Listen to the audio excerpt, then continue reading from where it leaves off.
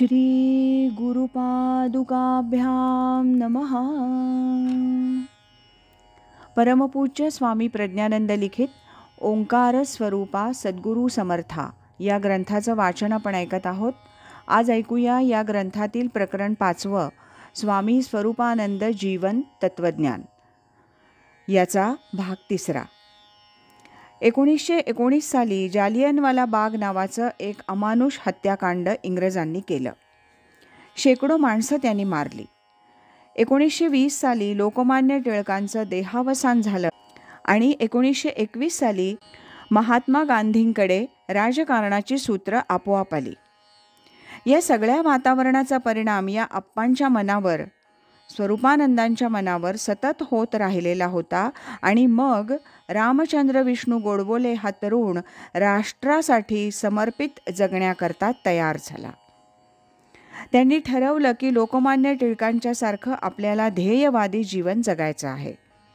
जमलं तर आपण खाडीलकरांसारखी उत्तम नाटकं लिहावीत, जमलं तर लोकमान्य टिळकांच्यासारखं आपण वृत्तपत्रकार व्हावं, जमलं तर त्यांच्यासारखी देशसेवा करण्याचा प्रयत्न करावा, जमलं तर महात्मा गांधींच्यासारखं स्वावलंबन, साधेपणा, शुचिता यांचा आग्रह जीवनामध्ये धरायचा।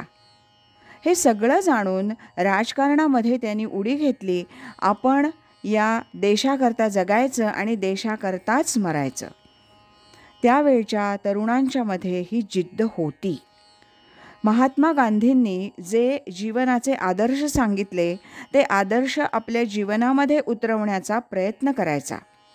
त्यामुळं गांधींचे अनुयायी जिथे जिथे असतील, गांधींच्या विचार तत्त्वज्ञानाचा प्रचार किंवा चर्चा जिथे जिथे होत असेल तिथे तिथे तरुण मंडळी जमत असत।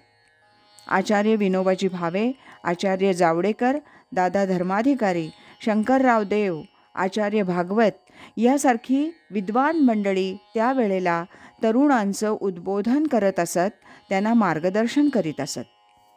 आजच्या जीवनातली नेमकी शोकांतिका ही आहे। असे मोठे विचारवंत, आचारवंत असणारे असे देशभक्त विद्यार्थ्यांच्या समोर आदर्श म्हणून आज उभे राहिलेले नाहीत।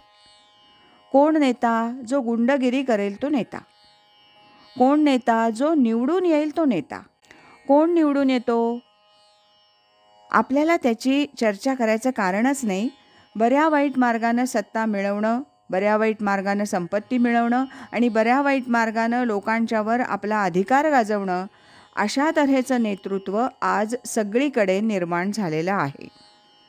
नव्या पिढीची असणारी एक मोठी उणीव आहे। चांगले आदर्श आज तरुणांपुढे राहिले नाहीत। तख्त, तिजोरी आणि तलवार यांचे पूजक सर्व क्षेत्रात तयार झालेले आहेत। थोर लोकांच्या सान्निध्यामध्ये राहून, चर्चा करून, अभ्यास करून स्वरूपानंदांनी, रामचंद्र विष्णू गोडबोले यांनी असं ठरवलं की निष्काम लोकसेवा हे आत्मोन्नतीचं आणि लोकोत्कर्षाचं एकमेव साधन आहे। हा निर्णय त्यांनी स्वतःशी केला। निष्काम लोकसेवा, लोकांची सेवा करायची, तर कसल्याही तऱ्हेची अपेक्षा ठेवायची नाही, स्वार्थ साधायचा नाही, निस्वार्थी जीवन जगण्याचा प्रयत्न करायचा। म्हणून पावसला जाऊन त्यांनी स्वावलंबनाश्रम नावाची शिक्षण संस्था काढली।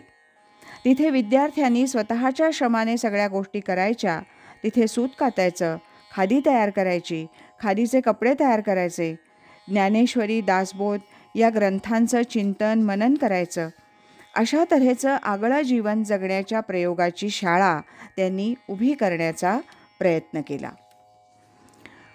त्याच काळामध्ये स्वामींनी उत्तम कविता लिहिल्या, उत्तम नाटकं लिहिली, मेळे तयार केले।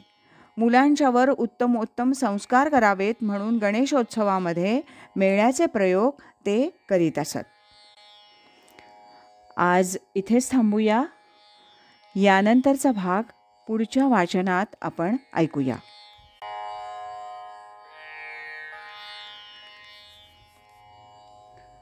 राजाधिराज श्री सद्गुरुनाथ महाराज की जय।